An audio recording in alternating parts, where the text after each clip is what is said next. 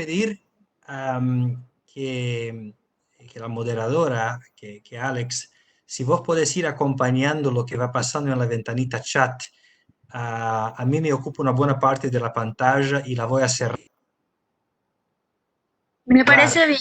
Pero si hay algún comentario o algo que a vos te parece que deberíamos comentar en el acto, me puede interrumpir, yo puedo abrir la ventanita y hablamos. Porque acá estamos para una conversación, no es simplemente una exposición, porque yo no soy un experto en el asunto que voy a discutir. Esto es parte de lo que tengo que reconocer y de lo que yo reconocí con el grupo de Bangalore en India, o para los cuales yo hice la presentación la semana pasada. A las 5:30 de la mañana, horario mío, lo hice. Así que no me acuerdo muy bien si estaba despierto o no. Pero me gusta mejor el título en español. Me gusta la manera que lo describen, algo como la tecnología sostenible para las comunidades vulnerables en contextos urbanos, ¿no? La vulnerabilidad es una cosa muy distinta de simplemente decir poverty, pobreza, ¿no? Porque hay mucha gente, bueno, no voy a entrar en muchos detalles ahí. Así que sí, yo fui el chair, el presidente de IEEE Site hace un par de años y fue durante aquel año que creo que yo acumulé como un 80% de lo que yo entiendo sobre Site hoy. Y como dijimos, si cada uno va sumando lo que sabe y si nos comunicamos unos con los otros y aprendemos unos con los otros, podemos mucho más que solos. Bueno, déjame comentar rápidamente sobre esta diapositiva que le sorprendió mucho a Puneet Mishra, que era el presidente del subcomité de operaciones en 2008, que trabajó conmigo, porque él vio esta foto y pensaba que yo había sacado de alguna imagen, de algún lado, imágenes de las villas miseria, de los lugares en India. Pero no, esto es Río de Janeiro. Y todas esas fotos la encontré en el mismo lugar que es de esta organización Revolusolar, y me lo indicó Marcos Magalhães, de la Universidad Estadual de Río de Janeiro. Y eso no es un proyecto, quisiera que fuera, pero no es un proyecto IEEE, pero es un ejemplo de lo que pasa cuando una tecnología sostenible se insere en un ambiente del tipo que en Río de Janeiro llamamos de favela. Y hay problemas, hay riesgos, hay el hecho de que hay gente que tira piedras o que usa los paneles fotovoltaicos como blanco con sus armas de fuego, pero si la gente ha participado, como estos que están ahí con el casco blanco y con la remera y todo, son moradores, son residentes de la comunidad donde se han instalado estos paneles. Así que eso cambia un poco la actitud del pueblo, si ellos saben que son ellos mismos que lo han instalado. Y eso es de la favela de Babilonia. Así que menos lo que yo propongo para los próximos 35, 40 minutos, 45 minutos, es de comentar un poquito más sobre cómo surgió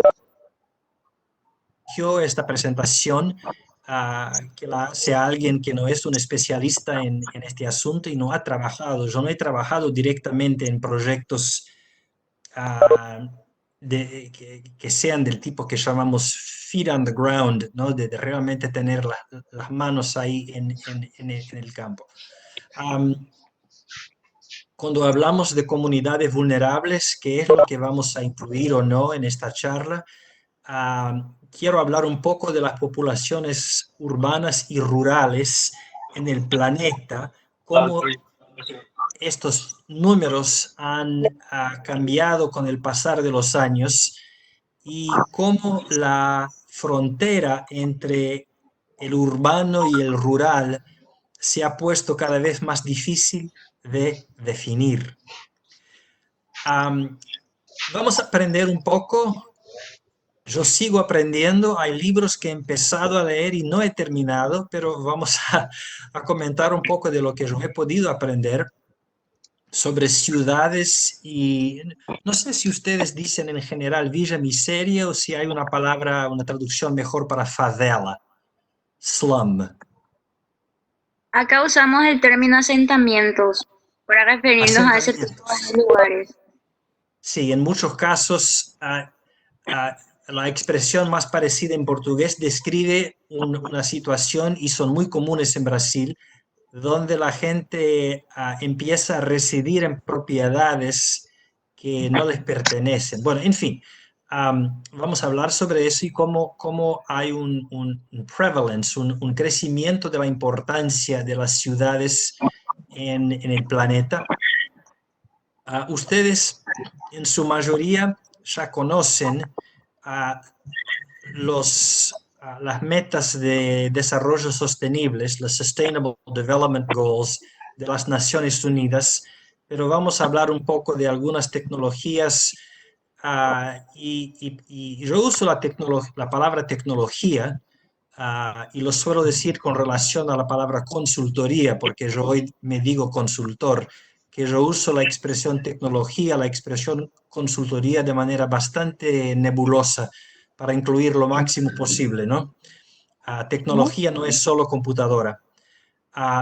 Después de eso, un poquito de discusión inicial y tenemos que seguir, no podemos dejar de hablar hoy de lo que pasa con lo de la pandemia, de la enfermedad COVID-19 y del virus que la causa y cómo eso está impactando de manera desproporcional a los vulnerables en contextos urbanos. Y que lamentablemente la realidad se está alineando, se está conformando con las previsiones que se habían hecho y con las previsiones que cualquiera haría con relación a estos asentamientos. ¿Qué pasa cuando entra una enfermedad tan contagiosa en un ambiente así? Bueno, era previsible y eso ya ha empezado a pasar. Por eso yo propongo que al menos pensemos, por eso, al menos en el outline acá, tiene que figurar la justa posición, juxtaposition, el contraste, la coexistencia de las dos ideas que están un poco en extremos polarmente opuestos de sostenibilidad y la gestión de crisis, ¿no? Que son dos cosas muy distintas. Si hay un terremoto, si hay un huracán, lo que pasó en Guatemala en el 2018, cuando estábamos con SITE, que pasó una erupción volcánica, uno tiene que reaccionar a esta situación de una manera de emergencia y uno no piensa en que eso va a ser una solución sostenible para años y años y años, porque es una emergencia que en el tiempo tiene una duración muy corta, el impacto va a durar más, pero eso del COVID es un poco más como la gestión de una crisis que una situación donde vamos a hablar muchísimo de sostenibilidad, quizás resiliencia, ¿no? Así que con relación a esta presentación y a este que les habla, a la autora Daniel, las mejores presentaciones que he hecho y que he visto típicamente son aquellas que se han repetido una docena de veces, ¿no? Es como una obra de teatro o un grupo de rock que ha hecho la misma canción o una ópera que he hecho un número muchísimas veces, que sale cada vez mejor. Y cuando yo hice esta presentación la semana pasada, era la primera vez que yo la hacía. Y acá hubiera hecho cambios si tuve un problemita técnico. Así que las diapositivas están exactamente como las usé el miércoles pasado. No, el martes pasado fue. No, el miércoles, sí. En fin, yo soy un físico, no soy ingeniero, ni cientista social, ni economista. Soy físico, pero he tenido mucho contacto con personas de otras áreas por mi carrera, especialmente por lo que he hecho como voluntario y triple. Esta pasión, esta conexión que yo siento con los retos, con los problemas que enfrentan a las poblaciones más vulnerables en los contextos urbanos, eso empieza en gran parte por mi histórico, yo digo, binacional, porque mis padres se fueron básicamente como inmigrantes a vivir en Brasil cuando yo tenía 2 años y vivimos ahí todos hasta después de que yo me recibí de la universidad. Y después recién regresé a vivir acá, después regresé a Brasil por otros 9 años más y después acá, pero desde mi infancia que tengo estas experiencias en los dos países y las transiciones que son muy abruptas y con eso bastante dramáticas entre los dos países, ¿no? Vos salís de Brasil, a lo mejor si salís del aeropuerto mientras estás esperando el vuelo ahí en Guarulhos, y a veces adentro del aeropuerto están los chicos que piden o que están vendiendo cosas. A camino del aeropuerto en Curitiba o en San Pablo, tenés los chiquitos en el semáforo, en los cruzamientos, que te vienen a limpiar el vidrio, a venderte chicles, alguna cosa, ¿no? O si tienes mala suerte, te meten un revólver en la ventana del auto y dicen, pasame todo, ¿no? Y no tomas el vuelo porque te llevan el pasaporte. Así que el contraste entre eso y lo que yo veía cuando llegaba a los Estados Unidos era una cosa muy brutal, que dejó una impresión muy, muy, muy fuerte. Y después, ¿no? Uno se quedaba unos meses en Estados Unidos, se acostumbraba a la tranquilidad, al tránsito más tranquilo. Y típicamente en aquellos viajes yo quedaba en barrios un poco más privilegiados comparado con donde yo viví cuando era estudiante de posgrado, por ejemplo. Bueno, mi contacto con todo lo que tiene que ver con tecnología humanitaria y con los comités que tienen que ver y los congresos que tienen que ver con la tecnología humanitaria en IEEE empiezan en el 2013. Yo ya había sido voluntario en un capítulo local de la Sociedad de Magnetismo y buscaba ahora algo que tuviera más que ver con gente, con la gente que no era ingeniera ni física, ni estuviera preocupada con la grabación magnética de datos. Yo quería algo como Engineers Without Borders, Ingenieros sin Fronteras. Y la gente de IEEE no sabía sobre eso, pero me dijeron, mira, estamos organizando este congreso de tecnología humanitaria y necesitamos más gente. Así que empecé ahí y por una serie de consecuencias y de eventos, incluso la presencia de Teuma y de Roberto Gemarca, el que era el presidente, el president elect aquel año y el año siguiente fue el presidente de IEEE Mundial. Yo terminé en el HAC y bueno, empecé un grupo en Silicon Valley y en el 2018 lo de Site. Ah, bueno, yo espero que esto sea un asunto en el cual yo voy a seguir estudiando por muchos y muchos años. Es algo sobre el cual he tenido interés hace mucho, pero he podido hacer poco y he podido leer un poco. Y a la gente que a lo mejor acompañe esta presentación, ahora o después en el YouTube o no sé dónde, porque yo sé que la gente de Bangalore ya lo puso en YouTube. Algunos van a decir, pero este no sabe de qué está hablando, no se ha dado cuenta del trabajo que han hecho estos grupos o aquellos otros grupos o esta organización del gobierno en tal país. Así que si a la gente le motiva más competir conmigo que colaborar, que así sea, ¿no? Lo importante es que avance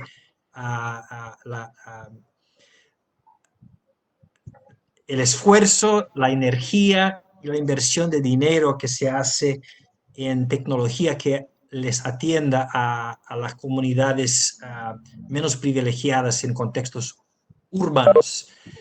Así que algo que no voy a discutir mucho, pero un poco como un ejemplo de lo que yo incluiría si fuera un workshop, si fuera más largo, o si algún día escribo sobre eso, es que hace unos años empecé a escuchar en distintos lugares, en una revista científica, pero también en una revista curiosamente teológica, publicada por una organización católica en Estados Unidos, que los físicos, mi gente, ¿no? Estaban afirmando que la pobreza era inevitable y que eso le demuestra la segunda ley de la termodinámica. Y, bueno, uno puede reírse de que alguien quiera aplicar una ley de termodinámica a toda una población global, pero la lógica es relativamente sencilla y no es muy difícil de acompañar. Así que a la gente que en algún momento ha tenido contacto con el concepto de entropía y la interpretación microscópica de la entropía, donde en realidad eso tendría que ser un omega, donde omega es el número de microestados que son consistentes con la energía total. Así que si tenés, yo cuando daba clases de eso hablaba de 3 autos. Y si tenés una cantidad total de energía cinética y tenés 3 autos distintos, de colores distintos, que toda la energía puede estar en el auto rojo y los otros dos están estacionados. O el auto rojo y el azul pueden estar estacionados y el auto negro se puede estar moviendo con una energía cinética igual. O lo puedes distribuir de una manera que a principio es incontable, pero si cuantificas las energías en buckets, ¿no? En rayas, bueno, terminas con este microestado. Así que la idea es que si vos empezás con los 3 autos con exactamente la misma cantidad de energía y empiezan a chocarse unos con los otros de manera elástica como moléculas, eso se distribuye. Y si lo haces con el dinero o con la riqueza y la humanidad y la gente empieza con el comercio, se va a producir una distribución y algunos dirían que sería una distribución de Boltzmann con mucha gente con muy poco y muy poca gente con muy mucho. Y yo digo que no, que eso no se aplica porque los humanos no son moléculas, no somos moléculas y que la civilización puede establecer legislación y ética y lo que llamamos de redes de seguridad, ¿no? Así que no les digan que por la termodinámica o por la lógica de los físicos la pobreza no se puede eliminar o reducir o al menos hacer algo con eso. Así que cuando yo hablo de tecnología sostenible, uh, yo realmente incluyo muchísimo.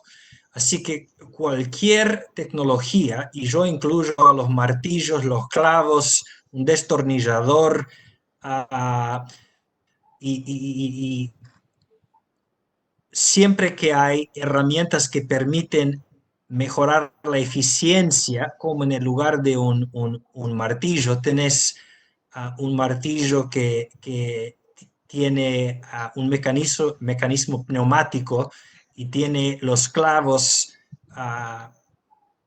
todos listos para clavar, así que armas una cosa en 10 minutos en el lugar de 3 horas. Bueno, es una tecnología que es más productiva, pero para mí todo es tecnología, ¿no? Desde que alguien empezó a chocar una piedra con otra para hacer fuego, para formar la punta para una lanza, para algo, para mí eso ya es tecnología. Y cualquier cosa que ayude, ayuda. Bueno, pero cuando hablamos de desarrollo, am, especialmente por la manera tan ancha en la cual se usa el desarrollo, ¿no?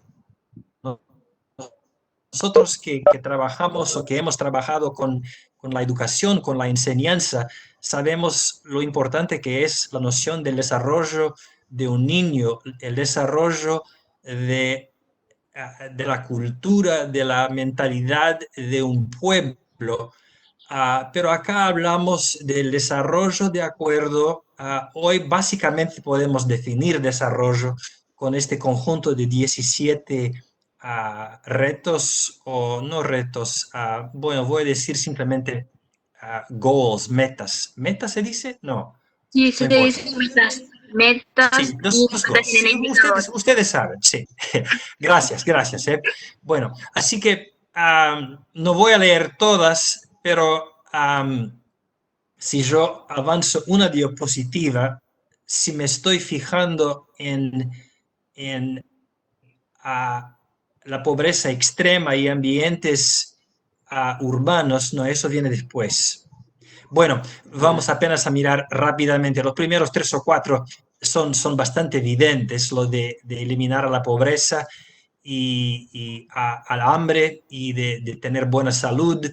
ah, Eso de educación de calidad y de la igualdad para los géneros es cada vez más, tenemos evidencia de la importancia que eso tiene para el desarrollo de la calidad de vida de toda una sociedad. Y vamos a regresar a estos goals, estas metas al rato. Así que, ¿por qué he elegido eso de los contextos urbanos?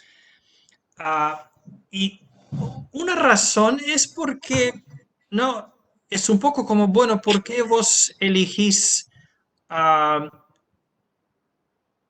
un postre de chocolate y no de vainilla? ¿Por qué has elegido la física y no la química? Bueno, me interesa, me gusta, ¿no? Así que parte es que hay que especializarse, uno no puede hacer todo. Y como mi experiencia fue en contextos urbanos, yo me identifico un poco más. Eso, para ser bien sincero, es una razón. Pero otra razón, otra sugerência, outra hint, dica, a gente diz no Brasil, es que las tendencias numéricas y las necesidades que son cada vez más importantes y los lugares donde más hay complejidad son los ambientes urbanos. Eso yo no lo puedo probar, pero es una opinión. Por eso yo digo que esto todavía es una charla un poco cruda y es un asunto que no está listo para publicación. Si alguien llega a ver eso más tarde, acá está, bueno, no sé si en la edición lo van a cortar, espero que no, pero eso no está listo para... Bueno, eso yo saqué de un libro que es extraordinario, no lo he terminado de leer, pero lo recomiendo. Es un libro que se llama Scaling y yo voy a poner después en Facebook la relación bibliográfica. En la charla, cuando yo la di en Bangalore, alguien lo encontró al libro y lo puso en la ventanilla de chat, pero es escrita por un físico que originalmente es británico y se fue a Estados Unidos a trabajar en física de partículas y ha empezado a estudiar lo de fenómenos de escala porque se empezó a interesar por las criaturas vivas y especialmente por la cuestión de el proceso de, a ver si lo puedo inventar una palabra en español parecida con la real, envejecimiento, de ponerse viejo, el proceso a través del cual las criaturas que nacen chiquitas y que al principio son jóvenes, de a poquito se van poniendo cada vez más viejas y terminan por morirse. Y como el físico se ponía un poco viejo, empezó a interesarse por eso y se asombró al empezar a leer los artículos de los biólogos con lo poco que entienden de este problema. Así que de ahí empezó su estudio. Esto es apenas un gráfico que por suerte yo pude encontrar con una escala logarítmica también. Él la puso acá porque es para un público bastante amplio y no quería tener que explicar una escala logarítmica quizá. Y también porque queda muy impresionante. Si vos empezás 10.000 años antes de Cristo, antes de la Edad Moderna, 10.000 años antes, vemos que la línea no se puede distinguir del eje horizontal. Está prácticamente, bueno, 5 millones. Y la escala vertical, por si no la pueden ver bien, si están mirando en un celular, la escala vertical es la población del planeta en miles de millones, o sea, billions decimos en inglés, pero en el Reino Unido un billion es otra cosa. Así que son, cada uno de esos, ese es 2 multiplicado por 10 a la 9, 4 multiplicado por 10 a la 9. Y no, ustedes saben que estamos cerca de 7.000 millones en el planeta hoy, así que acá más o menos, no sé si ven la flechita que se mueve, es donde estamos hoy con la población urbana. Lo que es interesante es que si uno, y mira cómo esta discusión se encaja bien en cosas que el público general ha estado aprendiendo por el COVID-19, que aún con el dibujo a la izquierda, uno ve que ese crecimiento es más rápido que exponencial, porque el tiempo necesario para multiplicar por 2, si uno estima eso como aproximadamente, ¿no? De los primeros 10.000 años, de 10.000 antes de Cristo hasta el año cero, como una línea recta, entonces el tiempo para multiplicar por 2 ha sido algo como 5.000 años, miles y miles de años para multiplicar por 2 la población más o menos acá por el año 5.000 para llegar al año cero. Y si uno sigue, llegamos al primer millón ahí por el año 1800 y algo. Así que en cuestión acá, desde el 1800, bueno, después hay otro gráfico que muestra los intervalos de tiempo, pero ven que la cosa crece mucho más rápidamente que una exponencial, porque los tiempos necesarios para multiplicar por 2 se ponen cada vez más cortos. La propagación de la enfermedad COVID-19, cuando la controlamos con la distancia social, la distancia física entre seres humanos y con la cuarentena, el tiempo de multiplicación por 2 de los muertos o de los contagiados, este tiempo se va aumentando cada vez más porque se va frenando el proceso. A la derecha es un gráfico que encontré online, es una cosa un poco más informal, pero que tiene la ventaja de si llegan a descargar después las diapositivas, eso muestra en una escala logarítmica con 1 millón acá abajo y llegando a la población de hoy de 7 millones y pasando por 10 millones acá, 100 millones, 1.000 millones y 10.000 millones estarían acá arriba, que el crecimiento es más rápido que lo logarítmico, no es una línea recta acá. Así que por miles y miles de años, durante la era seminomádica, la población casi no creció.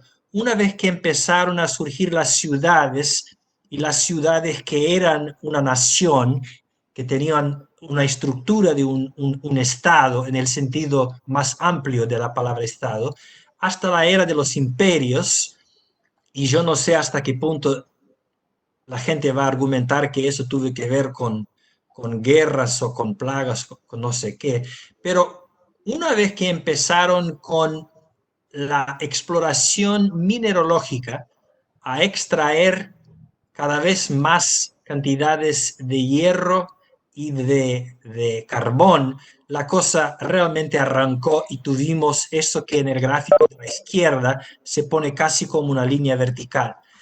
Y lo importante es que la gran mayoría de este crecimiento ha sido urbano. Así que esta diapositiva, no me voy a quedar mucho tiempo acá, pero acá muestra los detalles y los intervalos de tiempo para ir aumentando por factores de 2 y un billón y otro billón más, y que esto es más rápido que un crecimiento exponencial. Este gráfico viene de otro libro, no me acuerdo dónde lo encontré, es un libro que ya está un poco viejo, la parte de arriba es del libro, un libro publicado en el año 2005, aproximadamente en el momento en el cual la población urbana del planeta, diríamos en portugués, empató, se puso igual a la población rural. Así que este gráfico, que es escaneado, pero mal escaneado del libro, tiene un eje horizontal que va desde el año 1950, cuando nacieron probablemente los abuelos de muchos de ustedes eran chicos acá. Yo nací acá nomás, ¿no? Y en mi vida, esta curva de abajo, sí que acá está la leyenda que traduce a lo que son estas tres bandas que se diferencian en el eje vertical, y en el eje vertical están los miles de millones, los billones, las potencias, los múltiplos de 10 a la 9, ¿no? Así que en 1950 la población del mundo estaba un poco abajo de 3.000 millones, de 3 billones, y la mayoría de eso era rural. Toda esa parte de abajo, de acuerdo a esta llave, es lo rural. Esta parte del medio, que es casi negra, es la población urbana en los países menos desarrollados. Y esta tira de arriba es la población urbana en los países desarrollados. Así que uno ve muy bien acá dónde está el crecimiento, de dónde vino la mayoría del crecimiento hasta el año 2010, que es en las ciudades, en los países menos desarrollados. Ahí es donde el crecimiento es más rápido, y ya hace como 15 años que tenemos una población urbana mayor que la población rural del planeta. Por supuesto que eso va a depender un poco de dónde uno decide poner la división entre un pueblo rural, una villa y una ciudad chica, ¿no? 5.000, 10.000, 20.000, pero la cantidad de ciudades que tenemos hoy con más de 5 millones es una cosa estupenda. Acá yo encontré la semana pasada, hice una búsqueda rápida y encontré un artículo acá donde en Perú los periodistas hablaron con unos investigadores que dicen que por primera vez el número de pobres urbanos, este número es mayor que el número de pobres rurales en Perú, de acuerdo a las definiciones que ellos tienen de lo que es la línea que diferencia a la gente que vive en pobreza de la clase mediana, ¿no? Y yo creo que ustedes pueden reproducir esta información en otros lugares. Esta foto me parece muy chocante, me trae tristeza, me trae alegría, me trae ganas de conocer a Lima, donde no he visitado todavía. Estuve en Cusco, pero no en Lima. Es una cosa fantástica eso, y la foto de la derecha, una de las primeras que uno ve si busca Lima en Google o en otra máquina de búsqueda, porque son las imágenes que la gente suele compartir, ¿no? Es una cosa muy, muy, muy, como digo, muy atractiva visualmente, ¿no? La autopista, la playa, las olas, esos departamentos, estos parques, ¿no? Me hace acordar muchas otras ciudades, pero es una cosa linda. Pero a la izquierda esto también es Lima, pero es uno de los asentamientos, una de las favelas, y son muchas las que están en Lima.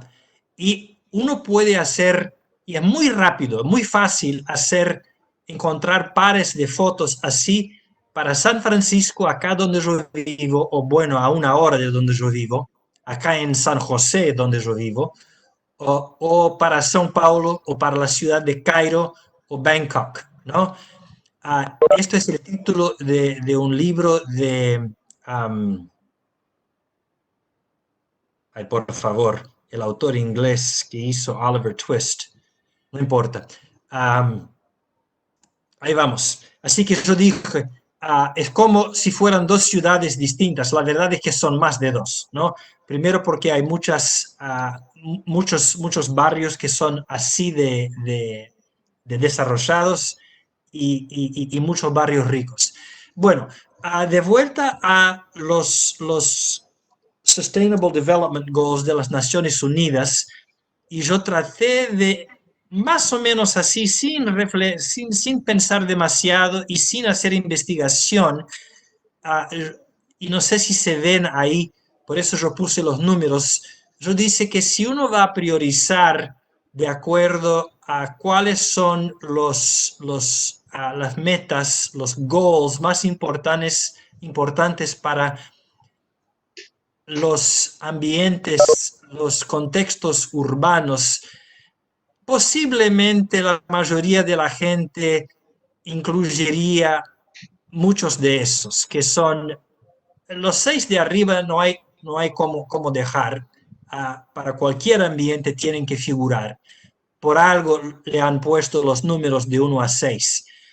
Después yo dije, bueno, para un ambiente donde la gente se está muriendo de hambre, o donde la gente tiene una desnutrición muy grande, donde la mortalidad infantil es muy, muy, muy alta, yo no voy a dar prioridad, si tengo que elegir algunos de esos objetivos, a la energía renovable. Esto es importante, pero es más importante que tengan energía. Así que seguí por acá, no sé, empleos, infraestructura, la desigualdad tiene que bajar. Si uno puede reducir la desigualdad, se van las favelas. Eso, todo lo del 11, yo creo que podemos aprender mucho sobre eso con el libro de este autor que escribe sobre escala, porque él compara el crecimiento y el tamaño de las ciudades con criaturas vivas, y tiene unos modelos teóricos muy interesantes sobre las ciudades grandes y cómo se ponen más eficientes con el tamaño, y que por algo las ciudades han sido favorecidas y es ahí donde ha habido el mayor crecimiento, porque todo se pone más eficiente. Bueno, la paz y la justicia, uno no puede dejar afuera la justicia si uno quiere eliminar estos ambientes donde los recursos son tan limitados y donde hay tanta vulnerabilidad.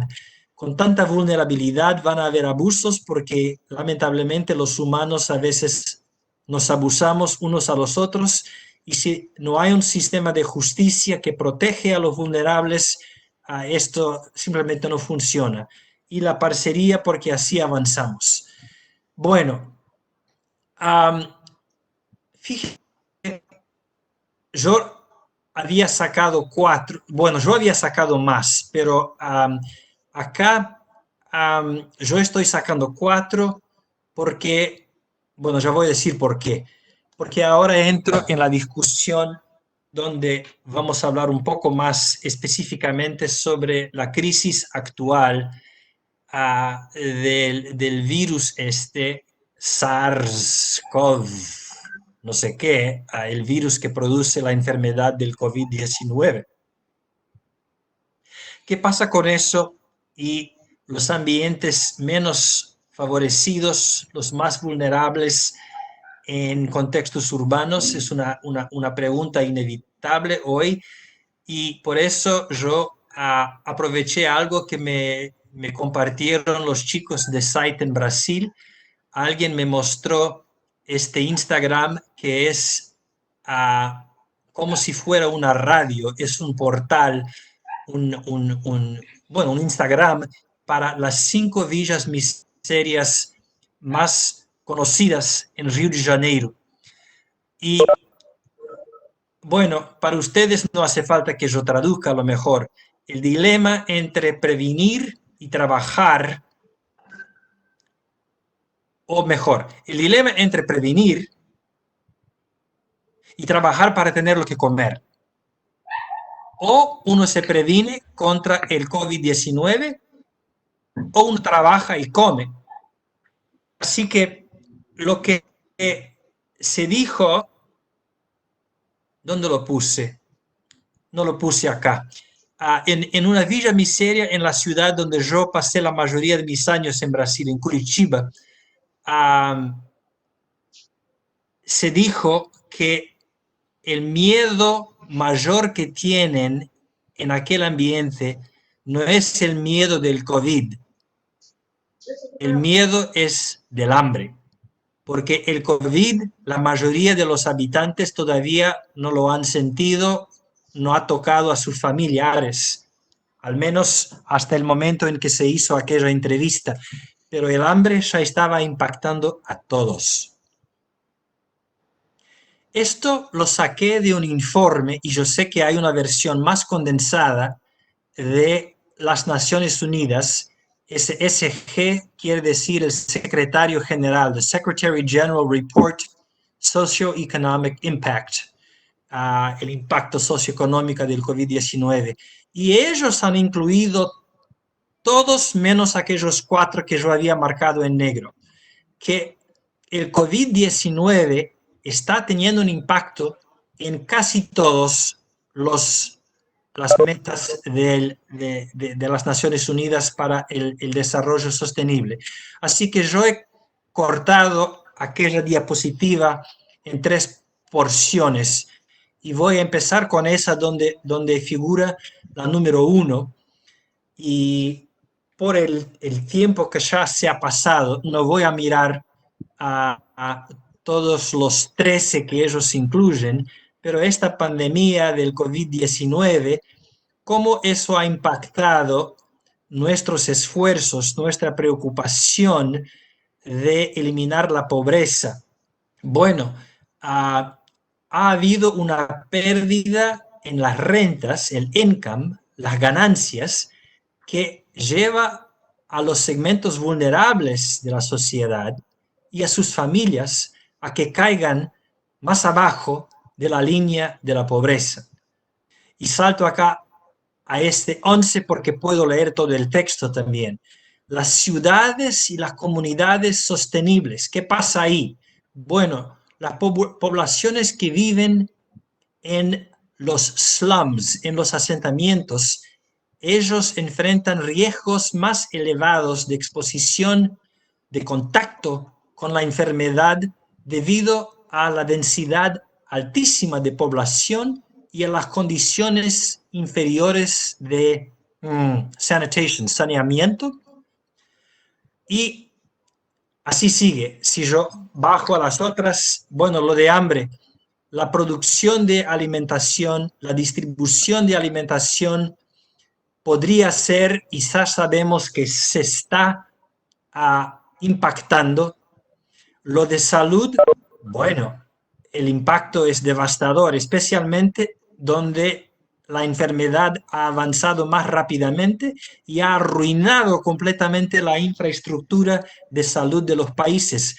Podríamos terminar en algunas ciudades, en algunos lugares, prácticamente con una extinción de los médicos y de las enfermeras, porque si tratan de hacer su trabajo, y como son tan pocos y hay tantos los infectados, terminan por contaminarse ellos, ¿no?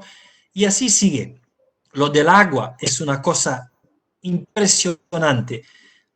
Yo creo que no sé si yo comenté rápidamente con ustedes, ahora ya estoy mezclando con la charla que yo di en Bangalore, pero en este asentamiento en, en Mumbai no hay agua que llega en tubos, en caños a los habitantes. El agua que se bebe es el agua que lo traen las autoridades en camiones. Y si no vienen los camiones, no tienen agua para beber. Y además, cuando llega el agua, ellos pierden dinero porque cada persona que vive en estas circunstancias tiene que salir a hacer algo para traer comida a casa, sea dinero, sea de traer directamente comida que sacan de la basura, que sacan de cualquier lugar. Si no están buscando comida, buscando reciclables, haciendo algo para ganar dinero, es porque están posiblemente esperando que venga el camión del agua y tratando de ponerse en la cola para estar entre los primeros a tener agua. Y para colmo, en estos asentamientos el consumo de agua ha aumentado porque la gente que normalmente bebía agua en su trabajo, ahora lo está tratando de tomar en casa, ¿no? Bueno, y así sigue. Yo paro ahora para agradecerles a las personas que me han apoyado más directamente. Punit, que me dio el empujón y me dijo, Dan, vos ibas a ayudar con una conferencia que va a pasar en noviembre, pero ¿y si das una charla ahora esta semana, no? Me dio, en Brasil decimos, un pontapé, ¿no?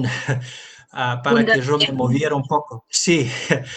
Este Aquí. chico, Rohan, es el que vive en Mumbai, pero también trabaja con las poblaciones en África, y lo conocí cuando Punit me invitó a visitar a Bangalore, a India, en el 2018, un poquito antes de ir a Guadalajara, donde le conocí a algunos de ustedes. Y Rohan es una persona que realmente, él sí está mucho más cerca de ser un experto en eso, y ha tenido un contacto más directo con estas circunstancias. Patricia, que ha sido coordinadora de actividades humanitarias de la región, ha dado talleres en Perú y en otros lugares sobre situaciones de pobreza extrema. Y ella tuvo la generosidad de compartir conmigo unas diapositivas que ella usa en sus talleres, y es otra persona que es un recurso para todo el planeta, pero seguramente para Región 9 en esta cuestión de la pobreza extrema y en estos contextos. Jimmy es un contacto que tengo hace tiempo en Perú, que me ayudó a ponerme en contacto con Patricia, me ha dado ideas. Marcus Magallanes es el que me mostró todo eso que yo puse en la primera diapositiva. Julia me mostró también a aquella cuenta a Instagram. Juliana es otra persona muy motivada a trabajar con estos ambientes en Río de Janeiro. Y este chico de Nigeria, que también es uno de los, yo creo que es capaz que sea el representante HAC de región 8, que es la mayor región de IEEE. También me ha hecho un depoimento, como que una grabación. Y yo paro de hablar ahora, y le pediría a Ale que nos comentara de preguntas o sugerencias, pero yo paro en esta diapositiva donde yo traté de mostrar algún tipo de estructura para la discusión.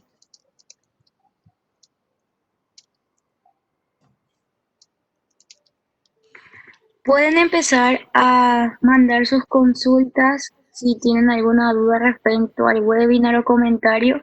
Así los puedo leer si les parece. O si prefieren activar sus micrófonos.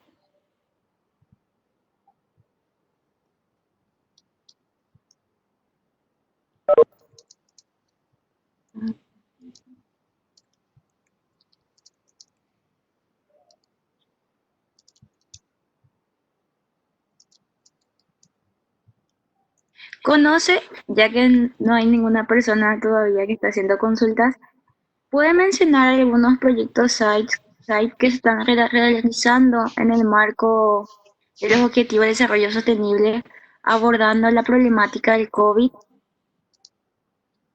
si es que conoce actualmente. Mira, te voy a hablar con sinceridad, Ale, que yo no sé mucho sobre lo Ujú. que está pasando con los proyectos COVID-19. El año pasado y el año anterior yo trabajé muy de cerca con el subcomité am, de proyectos en site, ¿no? Así que hay propuestas que se envían a site que llegan hasta $20,000 y están las propuestas que van al HAC que llegan a 60,000. Eso en tiempos normales. Para el llamado de COVID-19 yo creo que también están entrando por site, pero yo no he estado evaluando estas propuestas. Yo lo que vi es que ha salido un proyecto, creo que en África del Sur, para análisis de datos sobre las enfermedades y todo. Lo que puedo comentar es un poco de proyectos que tienen más que ver con situaciones urbanas, propuestas y proyectos que yo vi durante el tiempo en el cual yo estaba evaluando esas propuestas y algunos de los que ya se han puesto en marcha y han empezado a avanzar. Y algunos son cosas relativamente, bueno, yo desde el principio que yo digo que ninguna tecnología es demasiado sencilla para ser considerado como tecnología para solucionar la cuestión de desarrollo, ¿no? Pero había una plaza en una ciudad en región 9, um, bueno, en Chile. Solo no puedo decir con certidumbre si era Santiago o Valparaíso, pero una plaza donde la ciudad ya no podía hacer mantenimiento, las luces estaban rotas, había lo que en Argentina llaman de yuyos, de plantas que surgen naturalmente, ¿no? Vegetación natural y desagradable. Um, y ellos pusieron luces nuevas, yo creo que con paneles solares y con un montón de voluntarios que fueron ahí a limpiar, a organizar para que se pusiera un lugar seguro que la gente pudiera aprovechar. Y eso para mí fue un ejemplo. Yo sé que en otras ciudades también adentro de Site se han armado algunos de esos paneles en contextos urbanos para producir algo de energía para escuelas y cosas de este tipo. Um, Otras cosas tienen que ver con salud, ¿no? Así que en algunas ciudades han tratado de mejorar las condiciones en clínicas de barrios y a traer más equipo. Y si hay gente entre los que están escuchando que puedan dar más ejemplos, estamos dispuestos a escuchar a cualquiera, sí.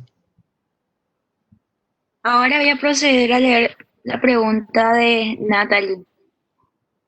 ¿Cuál sería la mejor forma de acercarnos a poblaciones como las de Brasil, donde el hambre preocupa más que el COVID, ya que ellos siguen exponiéndose al salir de sus casas por el miedo a no tener más que comer? ¿Cómo podemos llegar a que estas poblaciones o similares, con proyectos o similares, para que ellos conozcan el alto riesgo en el que se ponen al violar el aislamiento? Sí, es una pregunta bastante buena, Natalie. Te agradezco por hacerla. Y es una pregunta que se aplica no solo de estas poblaciones como la que yo dije en Curitiba. Hay gente acá en Estados Unidos que todavía no tiene hambre, pero donde tienen un negocio que la abrió el bisabuelo y que está en la familia hace 4 generaciones y tienen miedo de quebrar y todavía tienen dinero en el banco, pero la empresa se va a quebrar Yo tengo parientes en Argentina que tienen negocios chicos, negocio de familia, y ellos tienen que seguir pagando sueldo aún sin tener a los trabajadores en la fábrica. Y lamentablemente estas empresas tienen buena probabilidad de terminar quebrando y los trabajadores van a quedar sin trabajo. Lo que pasa con estos habitantes, yo no sé muy bien cómo acercarme. Yo diría que esto ya es prácticamente una situación de crisis donde no nos toca como voluntarios site entrar en semejante lugar porque es un poco como cuando pasó la erupción del volcán en Guatemala. Los chicos de site en aquel momento querían hacer cualquier cosa, querían ir ahí y ayudar naturalmente. Por eso estaban en site, querían ayudar a personas con necesidad y ¿quién tiene más necesidad que alguien que está sometido a una emergencia? Pero ahí me parece que en el caso del COVID, como en el caso del volcán, hay que dejar que las autoridades hagan lo fundamental. Los expertos y algunos bueno, yo creo que como ciudadanos podemos comunicarnos con las autoridades y comentar que la gente también de hambre se muere, no solo del COVID-19, sino del hambre. Así que para que la gente quede en sus hogares tan aislados como posibles, hay que llevar la alimentación a ellos, de hogar a hogar. Hubo un reportaje en televisión de este mismo barrio o de otro barrio que mostró a estudiantes de medicina. De nuevo, no era un proyecto SITE, pero eran voluntarios de la universidad, estudiantes de medicina yendo de casa en casa, evaluando los habitantes. Y cuando se dieron cuenta que la gente se estaba yendo de las casas por hambre, empezaron a repartir comida. Así que, de alguna manera, es necesario que las autoridades respondan a esta situación como lo que realmente es una situación de emergencia donde si a esa gente no les dan comida y agua, ellos no pueden quedar en sus casas. Ahora tengo una pregunta de Juliana Berendt. ¿Cuál sería el primer paso para llevar a cabo un proyecto orientado a la tecnología en comunidades relacionadas con el COVID? Si en ese momento hay una dificultad en el contacto directo con la comunidad y la comunicación debido a otras preocupaciones de los residentes y las organizaciones. Ay, Juliana, ¿vos tenés alguna sugerencia? Yo creo que el primer paso ustedes ya lo han dado porque están interesados, están pensando en qué tipo de proyecto hacer. Y la primera es de hacer las preguntas. Y normalmente en un proyecto site lo que se recomienda es de que haya un acercamiento de la comunidad con la cual queremos hacer una parcería, la comunidad donde quisiéramos ver la tecnología que nosotros conocemos y comprendemos. Quisiéramos ver esta tecnología ayudar. Y lo que pasa es que si nosotros entramos en estas comunidades y nos ponemos a dialogar con los habitantes, frecuentemente nos damos cuenta que aquello que a nosotros nos parecía prioridad y la tecnología que nosotros conocemos y que nosotros quisiéramos aplicar no es prioridad para esos habitantes. Por eso lo de las parcerías, que figura entre los Sustainable Development Goals y que figura en esta situación. Yo diría que si ya hay organizaciones, sean organizaciones relacionadas a iglesias como Madre Teresa en India, y ciertas organizaciones católicas en Río de Janeiro o organizaciones, aunque sean también algunas motivadas por ideologías políticas. Para mí, si ellos tienen conocimiento del pueblo que vive ahí en estos lugares, ellos tienen las condiciones, especialmente si nosotros sabemos filtrar un poco lo que escuchamos, condiciones de nos decir cuáles son las necesidades más importantes. Si escuchamos a los expertos que son los expertos en salud pública, ellos nos pueden comentar sobre las necesidades más importantes. Pero, por ejemplo, en estos asentamientos, a mí me parece, no sé, Juliana, ¿qué te parece? Pero lo de comida y agua me parece una cosa fundamental. Y lo de saneamiento, que entren con helicópteros a poner estos, no sé, no sé si esto existe en otras partes del mundo. Acá en Estados Unidos, cuando uno sale a hacer una maratón, por ejemplo, ellos llenan la calle del lugar de partida con estos baños de plástico portables. Los traen en camiones, los dejan ahí durante el día y después los recogen. Bueno, que todos los días bajen con helicópteros no sé cuántos baños portables y que los saquen a la noche, no sé, algo así.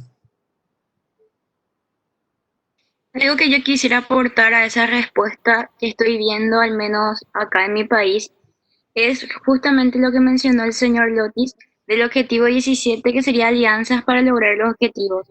Que todas las organizaciones prácticamente están empezando a trabajar en conjunto, ya sea con el Estado y con las empresas en general.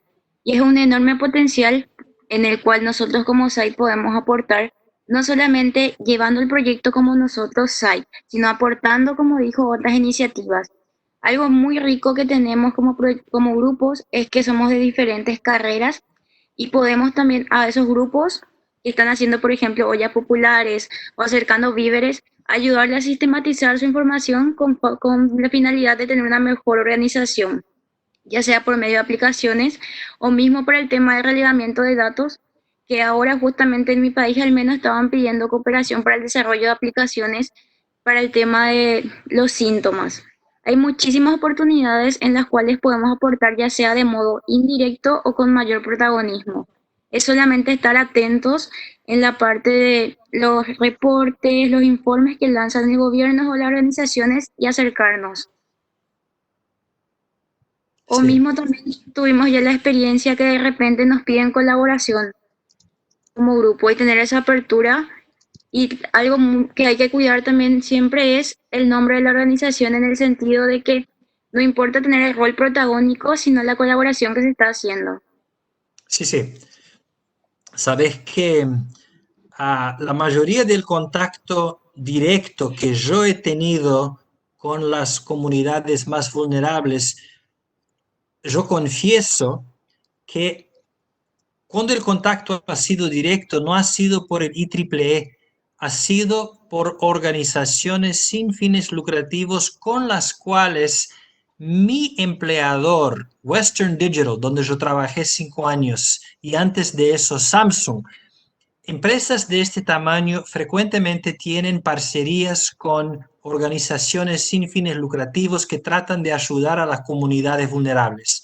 Y a través de ellos yo pude tener contacto con estas comunidades y he actuado como voluntario en escuelas, en colegios. He ayudado a limpiar, por ejemplo, la basura en la orilla de un río, a arreglar la casa de una viuda, donde la casa estaba en un estado muy, muy, muy precario. Así que las empresas pueden, por las parcerías que tienen, tener un impacto mayor, pero nosotros también, IEEE y SITE, podemos identificar estas organizaciones que ya conocen los que viven en estos asentamientos. Yo he regresado a esta diapositiva porque este Instagram es un ejemplo de que hay información que sale de estas comunidades más vulnerables, porque en el siglo XXI hay gente que vive en la calle, acá en Silicon Valley, donde yo vivo, hay gente que duerme en la plaza. Algún día podemos hablar del porqué de eso, pero tienen teléfonos celulares. ¿Por qué? Porque el gobierno les da estos celulares porque considera que es una cuestión de seguridad. Saben que si esta gente se muere porque les han atacado o porque tuvieron un ataque o una overdosis, que eso termina con un impacto sobre los contribuyentes y sobre las autoridades. Así que distribuyen los celulares para que esa gente se pueda comunicar. De la misma manera, la gente en estas villas muy a menudo tienen celulares y yo vi cuando yo visité este Instagram que en una de esas villas miseria hay un muchacho que tiene una, ¿cómo se dice? Impresora, un 3D printer, 3D printer, ¿no? Para hacer las cosas tridimensionales a partir de una receta digital. Tenés una serie de instrucciones, un tipo de programa y el aparato en el lugar de poner tinta en el papel va agregando material a partir de hilos de plástico, de distintos materiales sintéticos y va construyendo cosas. Así que la gente en todo el mundo, yo conozco una persona que es un brasileño que trabaja en Yahoo, es un senior director, una persona de alta responsabilidad. Él en su casa tiene una impresora de este tipo y está fabricando partes para hacer las máscaras, la máscara de afuera que tiene una pieza transparente, ¿no? Para los médicos y los enfermeros. Y este chico en una favela do Río de Janeiro estaba haciendo lo mismo, porque no siempre los que viven en estos lugares tienen conocimiento nulo de tecnología, a veces es el revés. Pero este slide de nuevo regresa al comentario de alguien sobre cómo vamos a elegir el primer paso si no tenemos comunicación. Bueno, ellos nos escuchan directa e indirectamente por las redes sociales y nosotros podemos escuchar de ellos también. Y están las organizaciones intermediarias, los parceiros. Algo también muy interesante que se me vino a la mente cuando estamos hablando de comunicación es que al menos nosotros tenemos el caso de las comunidades que están aisladas y que su medio de comunicación, por ejemplo, es la comunicación radial nada más. Y que una buena idea de proyectos también puede ser el tema, mejorar los sistemas de información respecto al COVID y cómo pueden llegar a esas comunidades aisladas también. Aisladas en el sentido de que no tienen conexión a Internet prácticamente, que es una realidad al menos acá, o que no tienen aparatos electrónicos muchas veces. Y cómo hacer que los protocolos de bioseguridad lleguen a esas comunidades, trabajando en conjunto con el Estado. Porque es algo muy importante la parte de la información como para que las personas puedan entender que no es correcto el mudar de una comunidad a otra o el movimiento normal que teníamos. Y es algo que se está descuidando también de repente porque se está priorizando el tema de la alimentación o el tema del saneamiento en sí, pero también no se refuerza el tema de la educación en cuanto a los protocolos de bioseguridad. Así que esa es Sí, una buena oportunidad también, de acuerdo a lo que yo estoy viendo, al menos acá. sí, sí, sí. Y me estoy acordando de algunas cosas que he escuchado sobre lugares que son muy densamente poblados, pero donde hay muy poca penetración de Internet. Am, Puede ser que en algunos de estos barrios más vulnerables de Río de Janeiro o de Lima o de Mumbai haya Internet, pero yo sé que cuando yo me comunico aún con la gente que es más privilegiada en África, que por ahí las conexiones de Internet que tenemos son bastante precarias.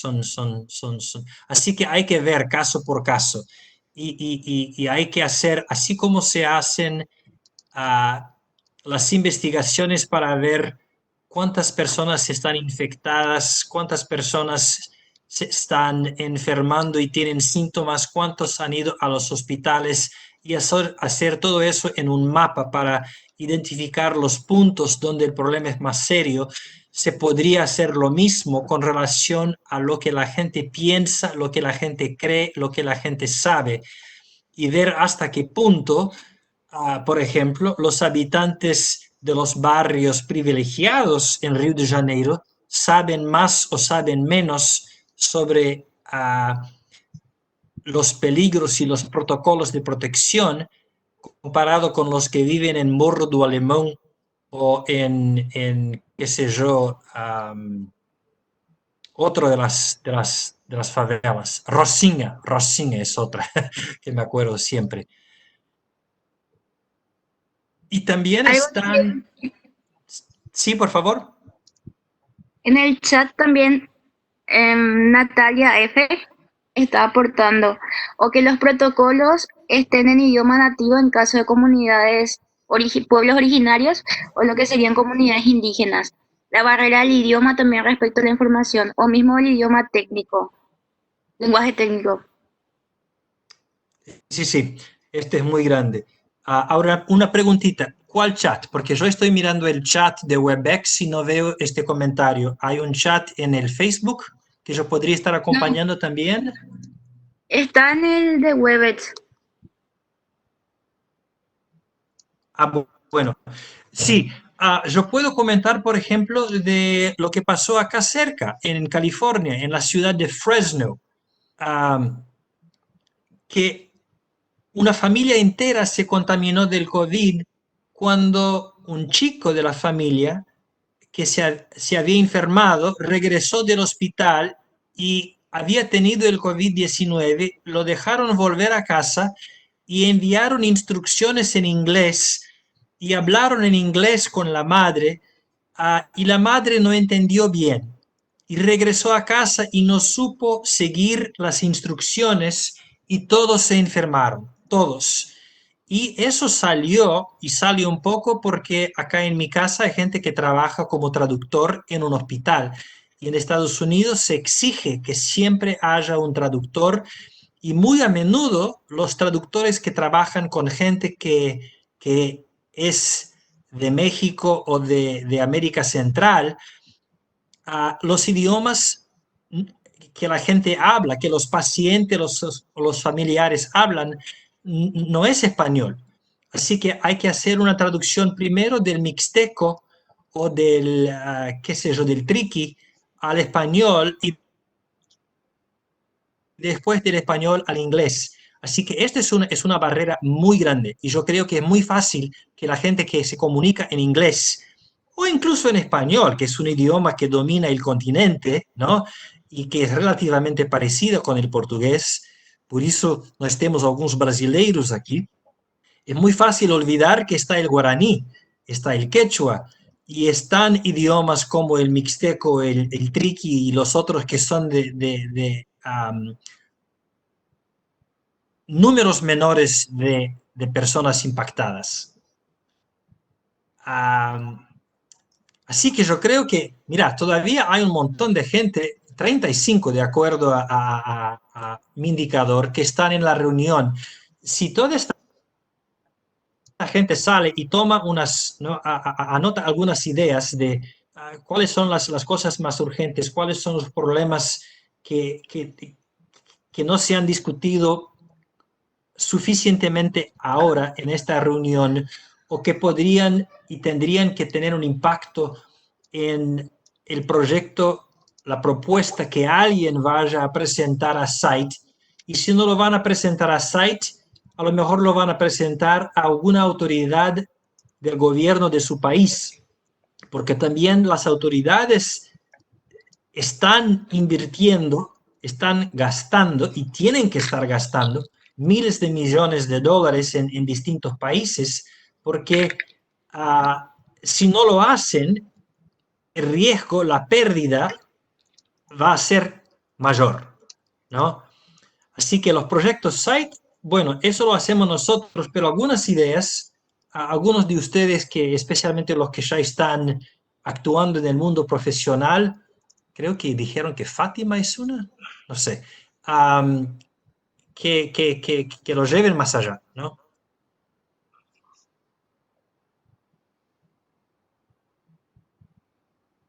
Me parece muy bueno ese comentario. Y en el Facebook no tenemos consultas hasta ahora, así que en honor a la hora, si le parece, podríamos ir dando cierre a la presentación. Sí, Si no hay ninguna consulta más. mira, acá todavía el sol no se ha bajado. El cielo está azul. No sé de qué se están quejando. No, yo después de eso, de las 5:30 de la mañana para Bangalore, a cualquier persona que todavía no cree que el mundo es redondo, que el mundo no es, basta participar de una reunión WebEx como esta. Puedes hablar instantáneamente con alguien que te dice, no, no, no, no, no, no, no, acá ya está de noche, te puedo garantizar. Bueno, que descansen, si tienen que estudiar, que estudien, si tienen que trabajar, que trabajen, pero que se mantengan con salud y si tienen que estudiar demasiado a la noche, cuidado, porque si dejan de descansar, se vuelven más vulnerables al COVID y a otras enfermedades. Aunque yo sea físico, yo creo que digo eso como un papá. Le agradecemos muchísimo esta presentación. Fue un honor y de parte de mi grupo y rama en general le doy las gracias y esperamos podamos volver a repetir otro webinar, quizás un poco antes de otro Side Day, para poder seguir intercambiando ideas.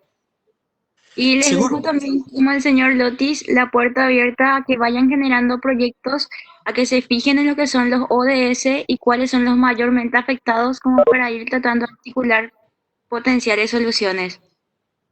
Así que muchísimas gracias, señor Lotis, por Yo su tiempo. agradezco, yo agradezco y te interrumpo por un minuto para recordar a los 35 que están y que ustedes lo recuerden a los otros compañeros que el site son ustedes, ¿no? Sin los voluntarios que hacen lo que hacen ustedes, los Daniel Lotis, los Kartikul Karni, mismo la Juliana Pichardo, el Sampath Kumar, nosotros no haríamos nada. Ustedes son los que hacen el trabajo más fundamental.